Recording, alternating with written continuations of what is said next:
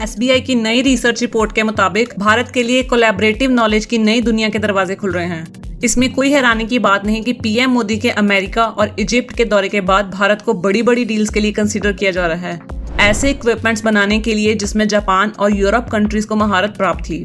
नमस्कार दोस्तों, आज की बड़ी खबर है कि एविएशन सेक्टर की वर्ल्ड फेमस बोइंग भारत को मैन्युफैक्चरिंग हब बनाने का प्लान कर रही है।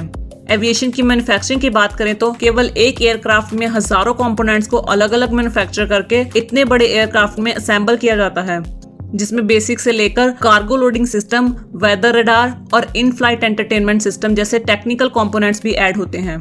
ऐसी ही कुछ इंपॉर्टेंट कंपोनेंट्स की मैन्युफैक्चरिंग के लिए बोइंग अब भारत को कंसीडर कर रहा है। आपको बता दें कि Boeing currently $1 billion per year worth के कंपोनेंट्स भारत से एक्सपोर्ट कर रहा है और अब कंपनी इस बिजनेस को और भी ज्यादा एक्सपैंड करने की प्लानिंग कर रही है। बोइंग के इंडिया प्रेसिडेंट सलिल गुप्ते का कहना है कि बोइंग स्ट्रेटेजिकली अपने बिजनेस मॉडल को भारत के साथ मिलकर एक्सपैंड करना चाहती है। पहले कंपनी भारत में कुछ कॉम्प्लिकेटेड कंपोनेंट्स की सोर्सिंग को बढ़ा रही है, जिसके सक्सेसफुली रन होने पे भारत में ही एयरक्राफ्ट की फाइनल असेंबली लाइन भी शुरू की जाएगी। असल में कुछ महीने पहले इंडियन एविएशन में भारतीय एयरलाइंस ने एयरक्राफ्ट के हिस्टोरिक ऑर्डर्स प्लेस किए। एयर इंडिया की तरफ से 470 एयरक्राफ्ट और इंडिगो ने 500 एयरक्राफ्ट के ऑर्डर दिए। भारत की एविएशन कंपनीज की तरफ से इतने बड़े ऑर्डर देखकर ही फॉरेन कंपनीज का भारत की ओर झुकाव और भी बढ़ गया है, क्योंकि भारत ने मैन्युफैक्चरिंग में तो पूरी गति पकड़ ली है। कंपनीज इसे अब अपना मैन्युफैक्चरिंग हब बनाकर भारत की डोमेस्टिक और ओवरसीज दोनों नीड्स को पूरा करने की प्लानिंग कर रही है। रिपोर्ट्स का कहना भी है कि फाइनल असेंबली लाइन के बाद भारत में ही बोइंग अपना मैन्युफैक्चरिंग हब बनाने के लिए भी कंसिडर कर रही है।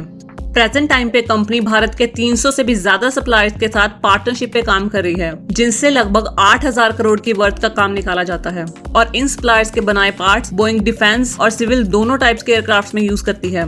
जहां दूसरी तरफ कोविड की वजह से ग्लोबल सोर्सिंग में और एयरलाइंस की प्रोडक्शन रेट में एक बड़ी गिरावट देखने को मिली।